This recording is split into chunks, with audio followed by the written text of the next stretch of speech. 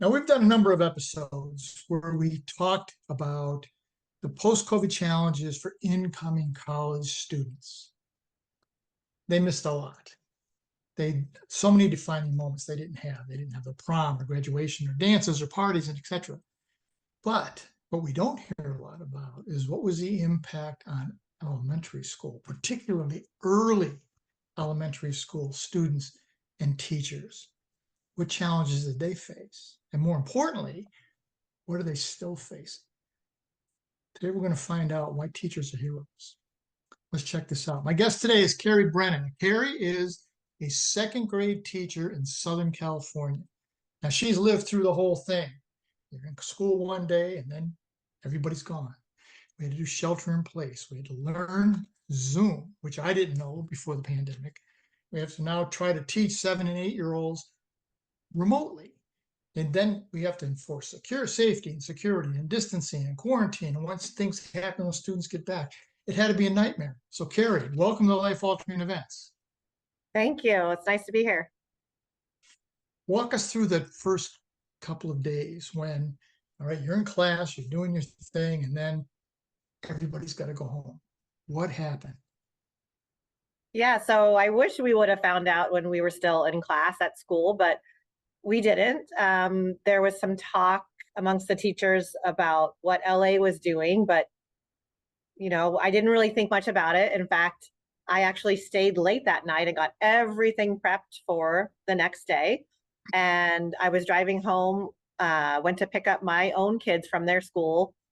And I remember it was Friday, March 13th, and my phone started just ringing, beeping off the hook. Texts, emails from all my kids' school districts, all the different schools, my own personal school district. And the message was schools were closing Monday. Schools would be shut down. But I didn't know what that meant. I didn't know what that looked like because schools can't close, right? Right. So I remember picking my kids up and we went home and, talking about this. But for my school district, we only had 1 week until spring break was going to start. So that was easy. We just told the parents and the students they would get a 2-week spring break. So that gave the teachers a full week to get prepared for this virtual classroom that we would be having. So my school district has tech coaches. So, very supportive. So Monday morning we had a Zoom meeting, and basically the tech coaches walked us through on how we would be setting up our classes virtually.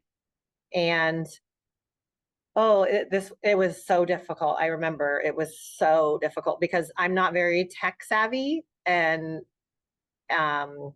we don't use a lot of computers in second grade. I mean, each student has their own Chromebook, but we don't do a ton of work on the computers, and they don't have like a Google Classroom set up. We don't assign them work on their computers. So every day that week we had meetings all day long. But the tech coaches were there to help us. I was calling them, emailing them questions, but I did it. I got my whole classroom set up. I had a virtual classroom ready to go for that Monday when school was going to be back in session. So that's one side of the equation. Now you got to be concerned about the other side of the equation. Do your children, do they have internet? Do they have access to it? Is they going to have the bandwidth? Because their parents are going to be at home trying to work too. What was it like from that side?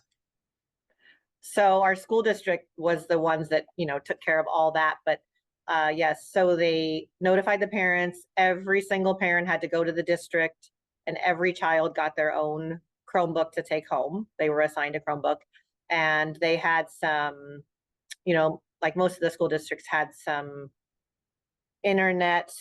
Didn't the internet companies offer like free internet, I think, to families that didn't have it or something like that? So everybody had internet, everybody had a computer, and we were going to start Monday. So I remember Monday morning when it started, I had 3 kids who were at home going to school also.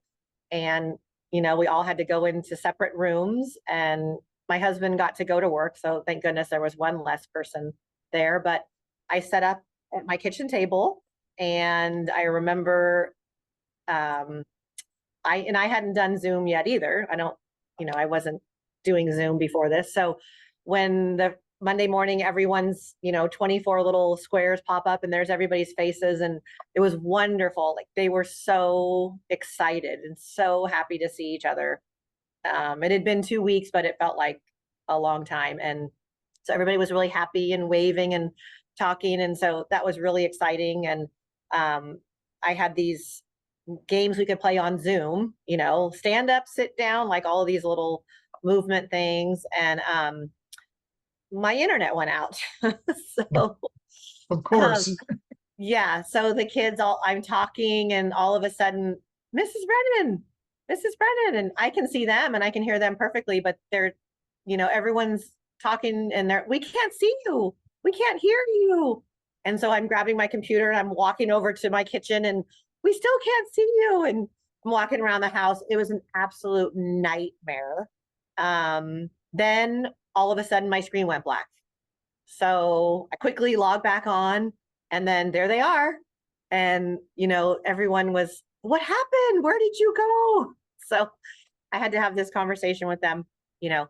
If I disappear, if anything happens, don't worry, just stay on Zoom. I will be back. Don't go get your parents. It's okay. So we start up again. Same thing. Mrs. Brennan, we can't hear you. We can't see you. And then I log back on again, and they say, we were so scared. We didn't know what happened to you. So they're at home, they're in their bedroom, they're scared. No one knows how to do this. They're alone, I am freaking out because I'm thinking to myself, if the parents are in the room and they're hearing this, I'm going to get fired because this is not going well. There's no learning happening. The teacher's disappearing. It was horrible. It was absolutely horrible. And then other kids were having internet issues and they would just disappear. Their square would go black. So yeah, the internet. So that day when school ended, I hung up and I called our internet company, and I got the fastest speed I could get, but we had to pay an extra $20. And so the whole time that I was teaching from home, that was out of our pocket, that was on us, but I couldn't go through another day like that. It was horrendous. And yeah, every day on Zoom the kids didn't have the bandwidth. They were coming and going. They'd pop in and out. They couldn't hear me. I couldn't hear them. It was something. That's amazing. So how, once you get past the first couple of days of total nightmare, how do you keep these are 7 and 8-year-olds, right? They got an attention span of like 2 nanoseconds. How do you have classroom management in that kind of an environment? Or what did you have to change for classroom management? Yeah, so we had rules, these Zoom rules that we put up on our screen, and we went over the rules every day about you have to raise your hand on Zoom, or you push the little hand button and you can't shout out. You have to leave your cameras on. No coming to school in your pajamas, no Zooming from your bed. And so we got to see lots of things, we didn't want to see into people's homes. That it was crazy. It was surreal.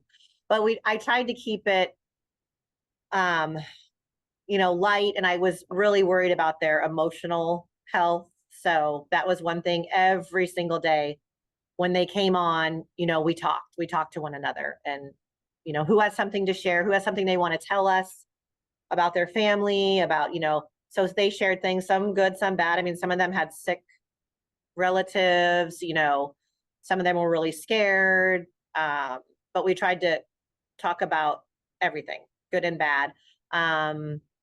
We do a lot of brain breaks where basically do so much time of work. And then when I can see they're getting squirrely, we have a dance party. I put on music and everyone dances, or we have some kind of fun. But I was really tried to check in with their emotional health, because I could see some of them, they weren't able to focus, they weren't able to learn. And it was really tough because the kids that were struggling, it's like I just wanted to reach through the computer and help them, grab them. Like, I don't have the paper. I can't touch your paper. I don't have the stuff to help them. And that was so difficult. At that age, for someone that young, Yeah, they need more of the hands-on, for yeah, you to walk up and stand next to them and say, that's very good, or whatever you do to give them encouragement. But it had to be crazy, because you know what to do. You're a professional. right. They don't know. They're lost. There's that sense that, I can't do this. Did you see a lot of this depression and despair coming from the kids?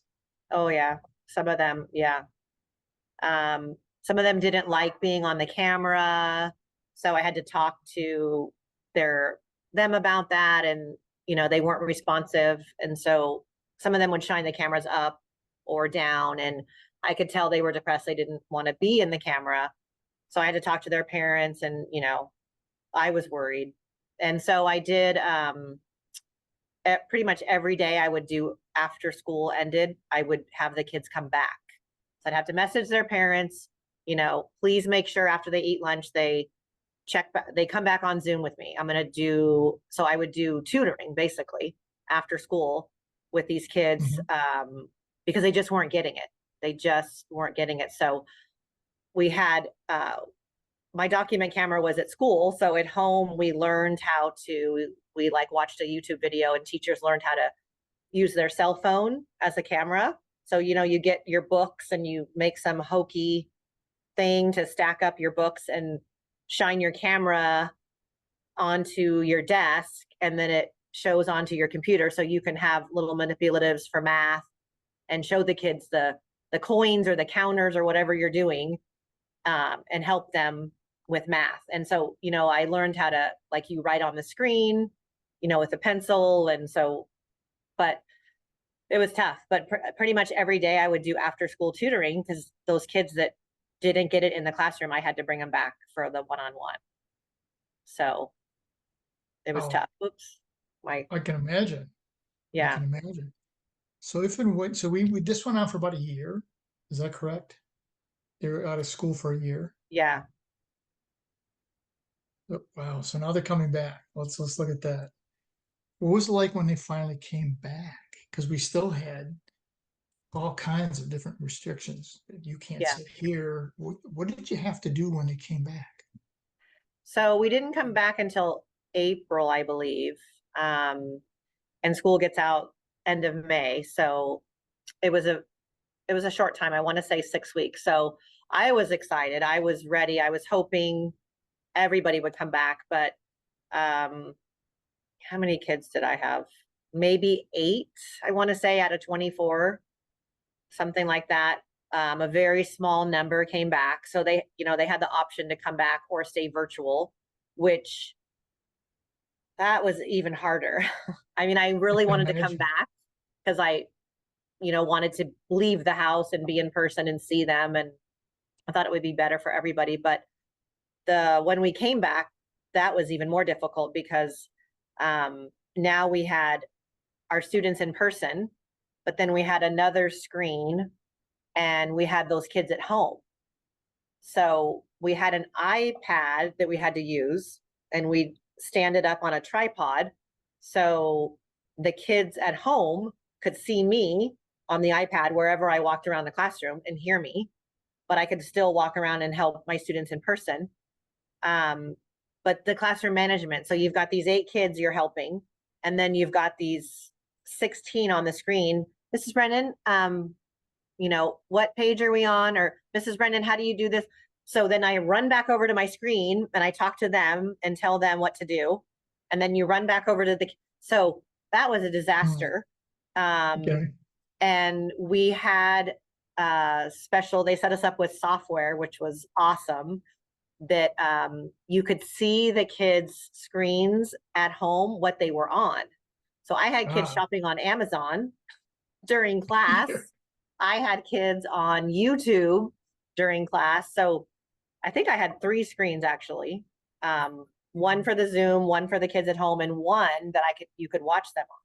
So if they were on, if they were not on, if they were on a screen that they shouldn't have been on, doing something they shouldn't have been doing, I could catch them and I could close it out. It was awesome. Just boop. And then the look on their face when their game shut down, and then notify their parents and, try to, hopefully the parents are supportive and, helping. But yeah, you had kids playing games during school and just distracted by everything at their desk. And then little brothers and sisters in the background. Sometimes they'd be on their lap. And I'd have to say, during school, you can't have your little brother, parents vacuuming in the background. Can you ask your mom not to vacuum during class? Can you ask her to wait till recess, please? Just, it was crazy. But when we came back, the desks had to be 6 feet apart. We had these, what do you call those? Shields, those clear plexiglass things. And everybody wore a mask, but it was great to be back. Like it was wonderful. And I'm glad some of the kids that were struggling, they did come back. Their parents knew that they needed that. And the playgrounds, we had zones, only each class had its own pod. So you had to stay in your zone. So basically the germs from your class, you stayed with those people all day on the playground too. So all the germs stayed together. So there was a whole, that was a whole different thing, but teachers didn't have to deal with any of that. That was the administration took care of all that, but just the amount of work that went into all that planning. But it was wonderful to be back. It was the kids, it was so great for them. I think the kids that were at home were sad, so what I would do too, just to make them feel a little less sad, I would set up the iPad, and every morning I would walk around and put the camera on the kids. And so they could see their friends at school and at home, and just to try to, help cheer them out, because depression, that was a whole thing, and just not being motivated. And right, exactly. Then you had cases where someone contracts COVID, that you get a positive test. Now there was a whole nother set of things you had to do. What happened there? yeah, so that happened when we started back the following year, when we came back full time. Oh yeah, that was a whole thing. So, you get the phone call that the student in your class tested positive for COVID last night. So, we had to tell the office, everybody who was sitting like within 6 feet of this student. So everybody in front, everybody to the right, everybody to the left, everybody behind, and all those parents had to be notified. All those kids had to be tested.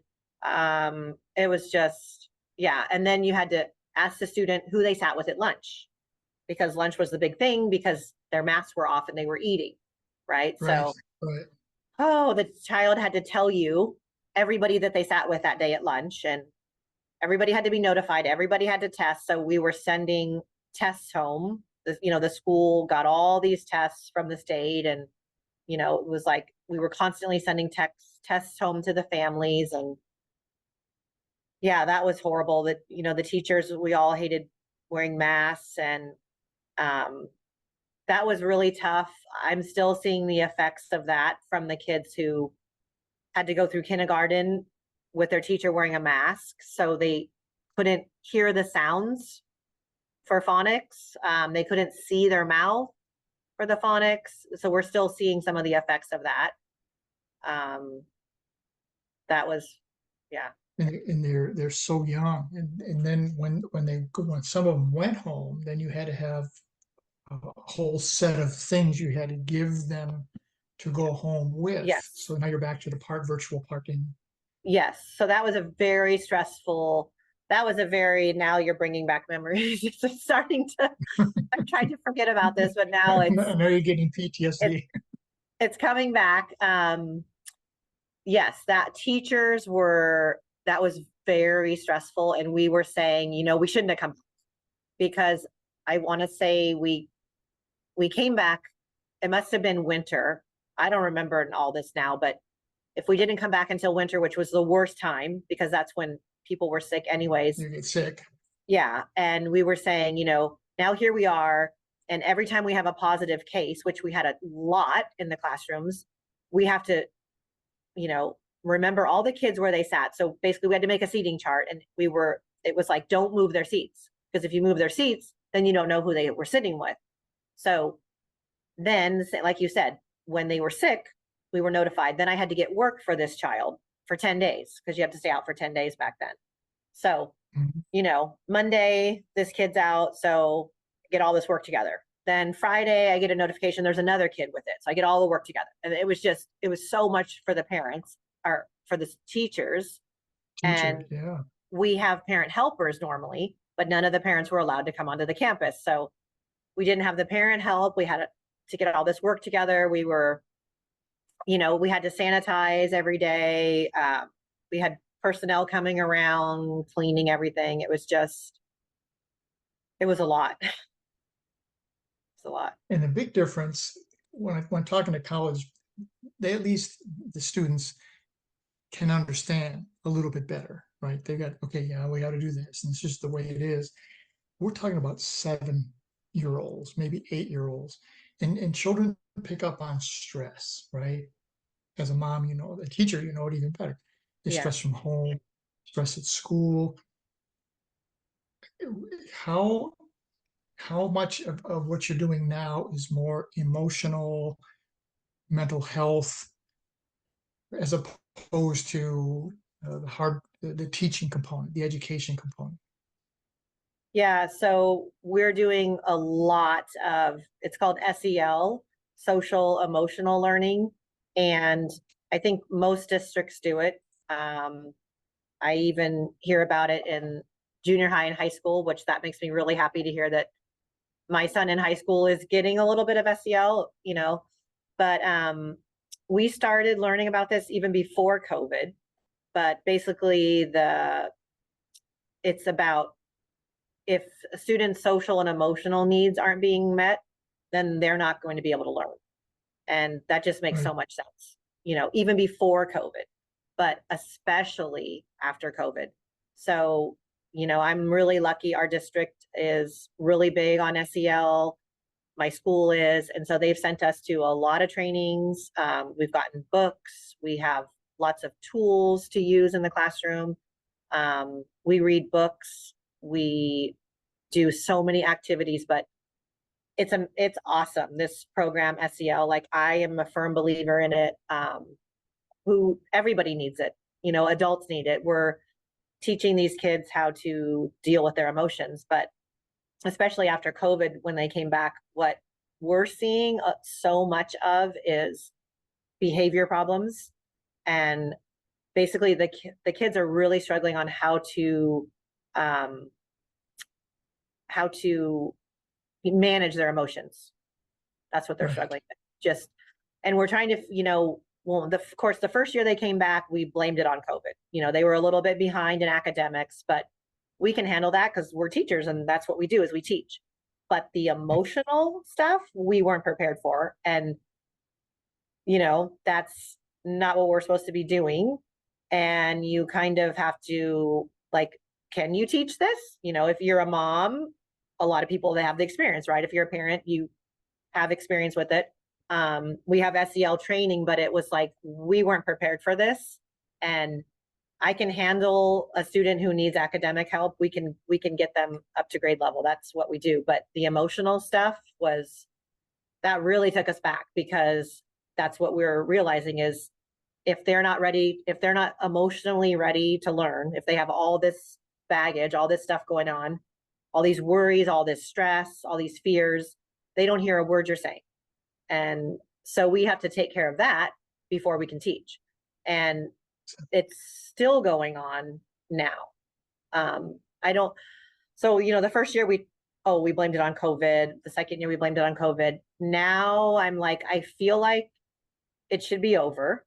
This is the third year. But I've really been trying to figure it out, and we've talked about it. And so we're saying, these kids, they were in preschool at the time. So imagine their lives, right? No play dates, no interactions with other kids, whatever they did, dance, piano, parks. They didn't go to parks. You know, a lot of these kids, like a lot of people didn't let their kids outside, right? So Right. their world was completely turned upside down. So it makes sense to me. I'm like, oh, they didn't learn how to socialize. So now they're thrown into school and they don't know how to make friends. Um, a lot of the behaviors we're seeing, like they don't know how to control their emotions, anger or sadness. And it's like, well, if they were at home, you know, their parents were beyond stressed. A lot of people lost their jobs, you That's know, right. mom and dad working from home with a baby, or you're supposed to help your child in kindergarten on Zoom. How can you do that when you're working? You know, That's right.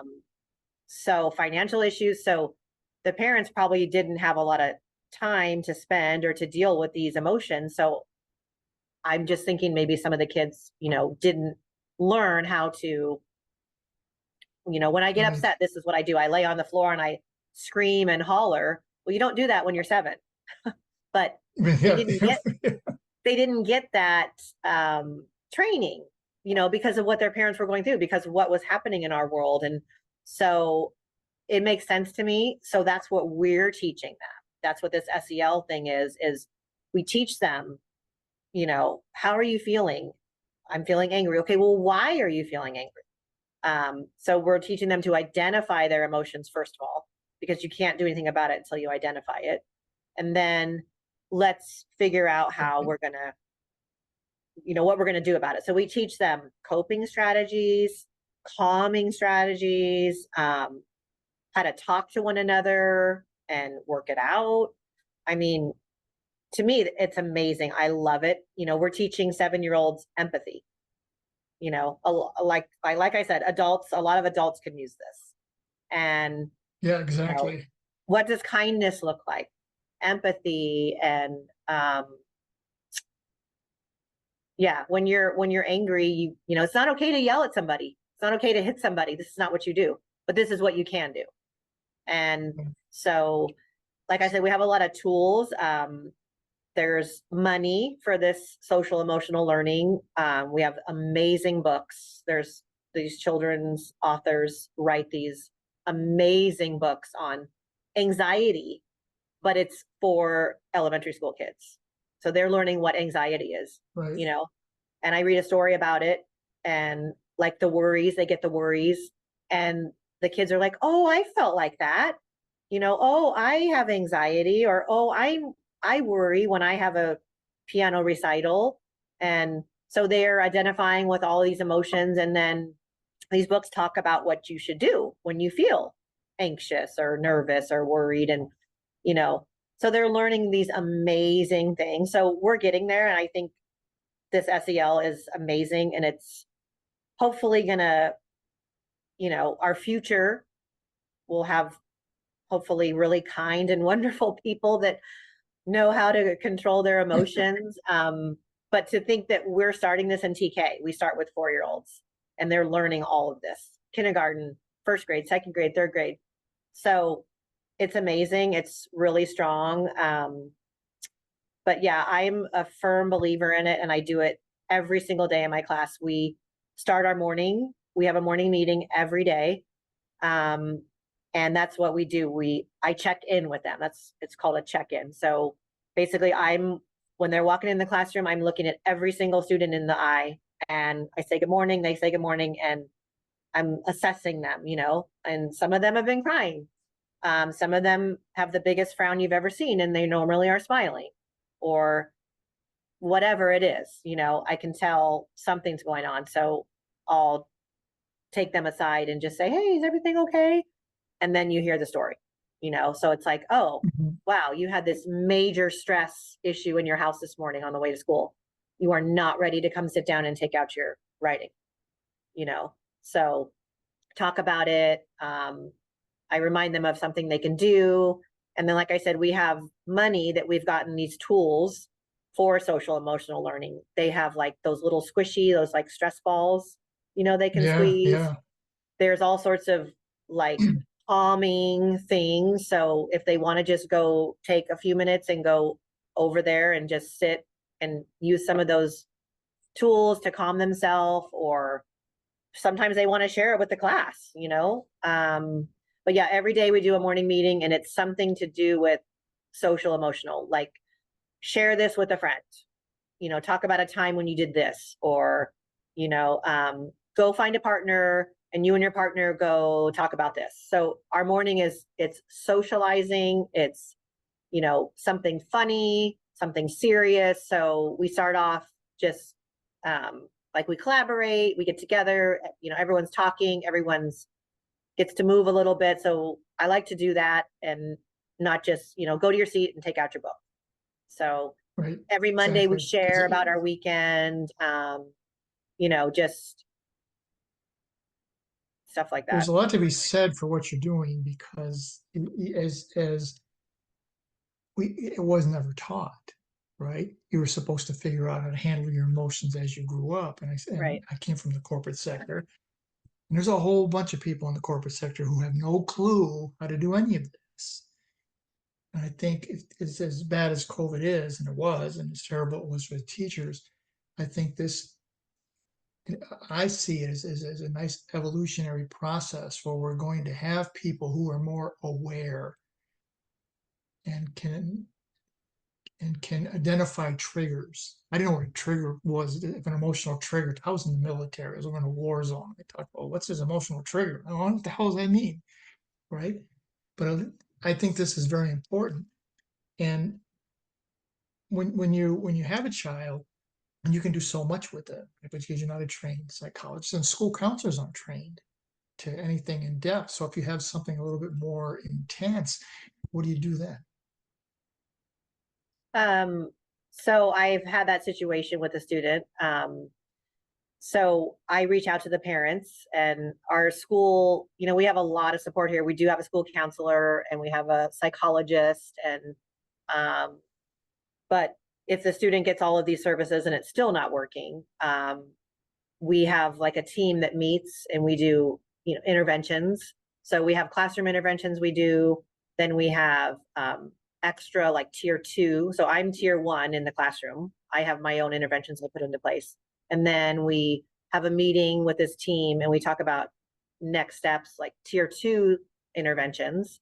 And a lot of times that is reaching out to the parents, and, you know, like with this one parent I just suggested, this is beyond the scope of the school counselor. You know, they're not trained for these kinds of issues. And, you know, the parent agreed, and just, you know, trying to show them that I have said to them, I'm very concerned, you know, this behavior is not normal for a 7-year-old. And, you know, I think they would benefit from some outside help. So, you know, just kind of help them. And they did ask me how to go about that. So, yeah, just, you know, It's helping the incredible parents what you too. have to go through. Um, are you starting to see a light at the end of the tunnel yet? I am.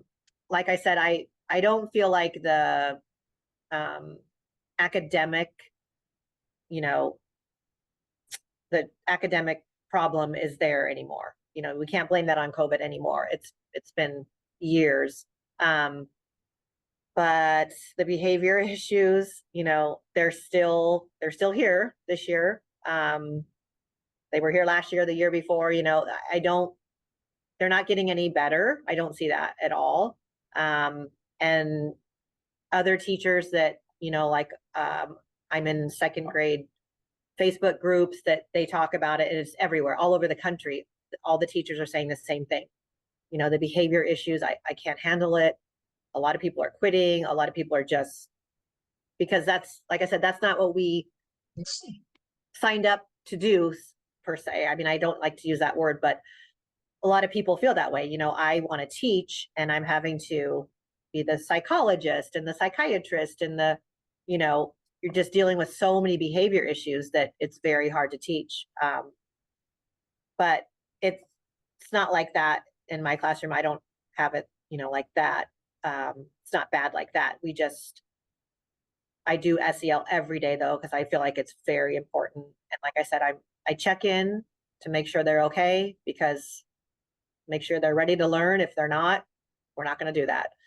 And some of the things we talk about, I feel are really important. I spend a lot of time on, like, for example, empathy is our trait this month we're talking about. So some of the more, really important traits these kids learn, we spend a lot of time doing activities and books, but a light at the end of the tunnel, I don't know. I mean, they're not getting the behavior issues they're still there, but hopefully I'm sure there'll be a light at the end of the tunnel. I'm sure it's coming. It's talking to some of the college people, Carrie, they're saying we're 4 or 5 years away still before we start to get, and then going back to normal. The old normal's gone. It's over. So now we have to create a new set of rules. What are the new processes? What are the new things that teachers are going to have to deal with? It's incredible. Well, we're just about out of time, Carrie. So what last thing do you want to leave with the audience around the world? What last thing do you want them to know about this situation? Well, like I said, I'm just a really big believer in the social emotional learning. I think it's so important, and I see it working. I really see it working. So if you're a teacher and you're not familiar with it, check into it. Ask your district to send you to trainings. If you're a parent, use SEL also. I mean, I think the most important thing for everybody is check in with your kids every single day. Even if you only have 5 minutes, just check on them, make sure they're okay, and adults check in on each other, just if you notice something's wrong with somebody, say something, just make sure they're okay, check in with their social emotional well-being. Absolutely. It's just bringing a sense of community back together again. We used to do this a long time ago where people just checked in with each other. How you been? How you doing? And we lost it. And Yeah, some of it, one of the professors told me, we lost a lot of it in the social media as it became an issue because more isolation, more behind the keyboard. So we absolutely. already were having the emotional behavioral isolation issues before COVID came. It just exacerbated the problem. Is that what you saw? Right. Well, that's technology is a whole nother show. That's Yeah, it is. technology, the issues that you're seeing from that in the schools, that could be a whole nother couple of shows. But yeah, but take the time, just screens off, everybody off your screens. And even if you only have 5 minutes, just check in with your child. Let them know that they're important, that you care about them. It doesn't take a lot of time. How are you? How was your day? Is everything okay? You seem like you're sad. Is everything okay? Just check in. That's exactly right. Well, ladies and gentlemen, this has been amazing. As I said, we're just about out of time. I want to thank Carrie again for sharing what the challenges at the elementary school level, because we're talking about basically babies that we're still working with and trying to get them to come on board. And what teachers have to go through at the elementary level. And we didn't even get into all the other nonsense, the stuff, the active shooter and all that other kind of stuff that you also have to be trained on. So teachers, particularly at the elementary level, these are the real heroes. People like Carrie are the real heroes in this whole environment that we're living in. Now you can see this on my podcast, which is called Life Altering Events. It'll be up on Parade Deck. It'll be on my YouTube channel, which is called Frank Zakari, because I keep everything easy. And I will send links to Carrie, and she's going to post them wherever she puts out her information. If you use the YouTube channel, please subscribe. And let me leave you with this. None of us are in this alone. And the secret to walking on water is to know where the rocks are. And today, Carrie showed us where many of those rocks are. Join us again next week for another Life Altering event. Carrie, again, thank you so much. Thank you. It was great.